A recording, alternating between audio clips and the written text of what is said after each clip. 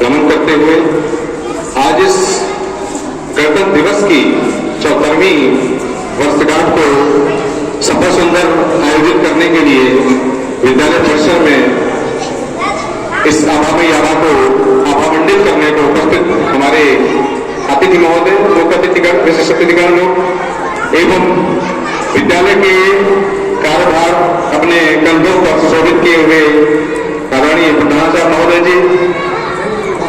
विद्यालय के संरक्षक प्रबंधक एवं सभी छात्रों में देशभक्ति और प्यारे बच्चों, बड़े ही हर्ष का विषय कि एक महान राष्ट्रीय पर्व रिपब्लिक डे की जो 74वीं वर्षगांठ है, इसको हम लोग आज अपने इस विद्यालय परिसर में शामिल कर रहे हैं। सबसे पहले बच्चों, इस बात पर चर्चा होनी चाहिए कि गणतंत्र का मतलब क्या है, क्यों मनाते हैं गणतंत्र दिवस। तो प्यारे बच्चों, अगर सरल शब्दों में बात की जाए तो ये एक प्रकार का सरकारी दस्तावेज है जो हमें ये बताता है कि हमारी जो गवर्नमेंट है, हमारी सरकार है, वो किस तरह से काम करती है। देखा जाए तो ये नियम और कानूनों का एक ऐसा समूह है जिस सिद्धांत पे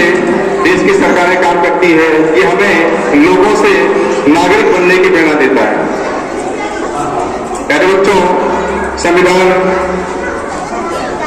की स्थापना एकीकृत और अंगीकृत की बात करें तो ये नवंबर 1949 को तैयार हुआ इसकी रूपरेखा और अंततः भारत सरकार अधिनियम 1935 जो कि ब्रिटिश हुकूमत और उनके नियम कानून जिस पे हम काम कर रहे थे उसको समाप्त करके, भारत सरकार अधिनियम 1935 को समाप्त करके आखिर वो दिन आया 26 जनवरी 1950 जिस दिन हमारा संविधान लागू हुआ। और संविधान जैसा कि वो जो नियम, वो कानून जो हमें लोगों से नागरिक बनाता है, honourable president of America Abraham Lincoln से by the people, for the people and of the people,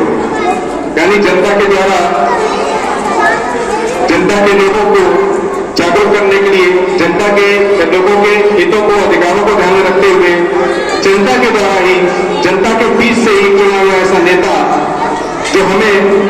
न केवल संविधान के जो नियम है, कानून है,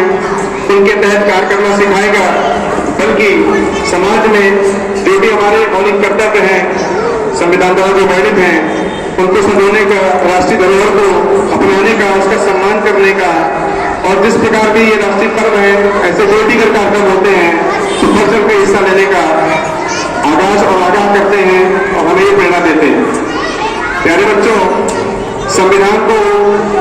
बनने में 2 वर्ष 11 माह 18 दिन का समय लगा। 2 वर्ष 11 माह 18 दिन का समय लगा। इसके अंतर्गत इसमें करीब 450 अनुच्छेद, 12 अनुसूचियां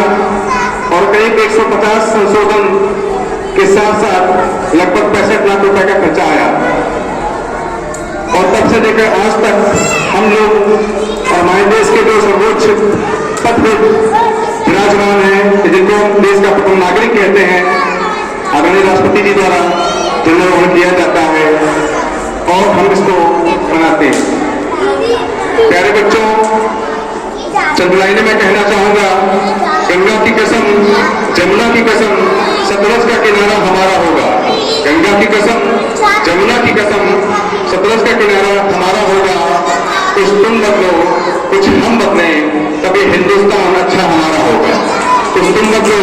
कुछ हम बदले, तभी हिंदुस्तान अच्छा हमारा होगा। ये हमारा उत्तरदायित्व है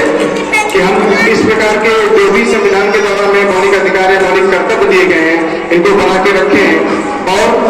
जन जन में इस बात को पहुंचाएं कि संविधान सर्वोपरि है।